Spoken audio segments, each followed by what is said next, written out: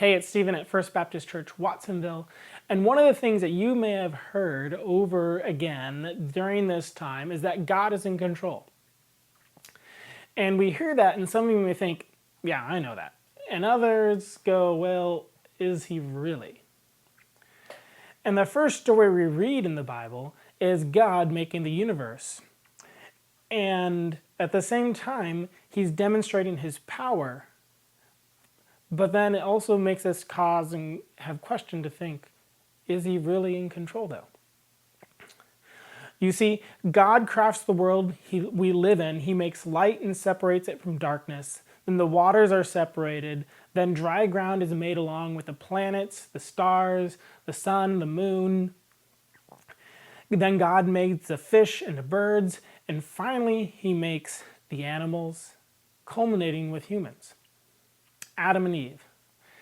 If we continue the account, we read that God put them in the garden for them to work and to take care of, and in that garden, the tree of the knowledge of good and evil, which God told them not to eat from. It is in this garden that Satan appears and tries to get Adam and Eve to eat the fruit from that tree. And he is successful. He succeeds. And because of that, they are banished from the garden and cursed and can no longer stay in relationship with God. A spiritual death took place and a physical one awaits them. And we read that account and we may initially think God had the power to make everything, but he doesn't have the ability to have control over it after the fact.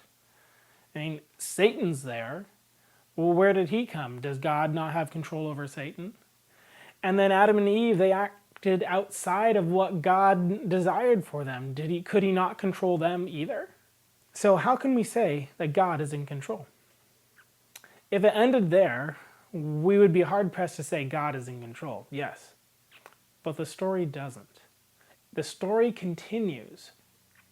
We get a glimpse of what God has in store for the rest of the story. In the middle of all places, the curses. God says to Satan that he is cursed. And in that curse, he said, in essence, he says that there is going to be war between you and the woman from here on out. And that one of the offspring of Eve is going to get struck by you on the heel, but you are going to crush his head and finish him off completely. You see, God's plan was in motion, which we learn from other parts of the Bible was his plan from the very beginning, before creation even existed. Let that sink in. God had a plan before he even created anything.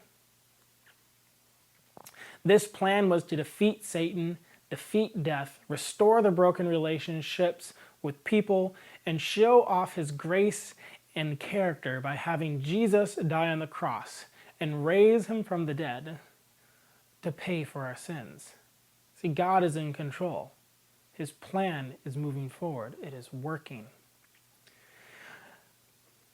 And when we think about God, how he created us, in his image, which means, among other things, we have the capacity to love like he does, to have a relationship with him.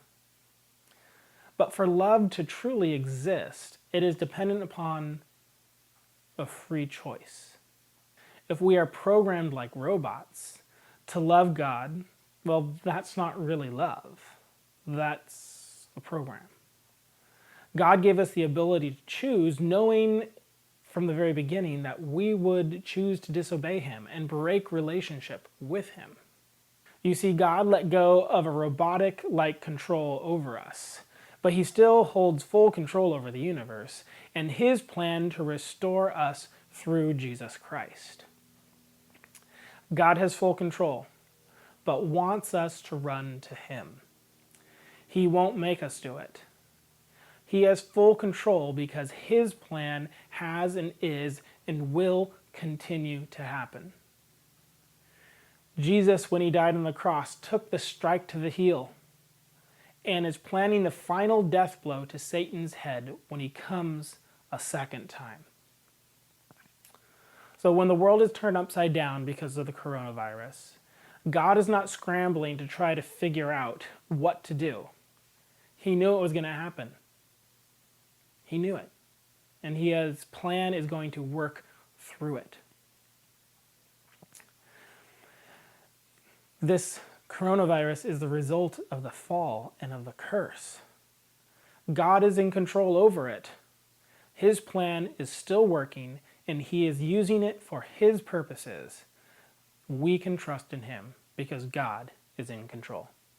That's it. Show love because we are loved. Bye.